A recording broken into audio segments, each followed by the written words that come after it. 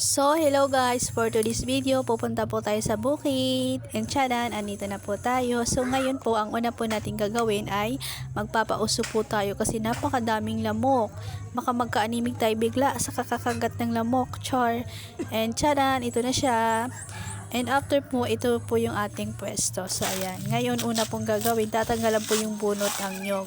So, ito na po yung mga natanggalan.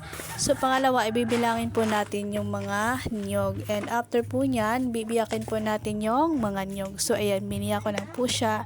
Oh, may nanggigigil sa kabibiyak. So, after, ito na po yung ating mga nabiyak na niyog. So, nagkumain po tayo after, and pahinga saglit. And, hinagis na po natin yung mga nabiyak ng niyog. Salunan po kung tawagin dito sa amin. So, ayan na siya. Tapos na. Uuwi na po tayo. So, that's all for today's video. Bye-bye!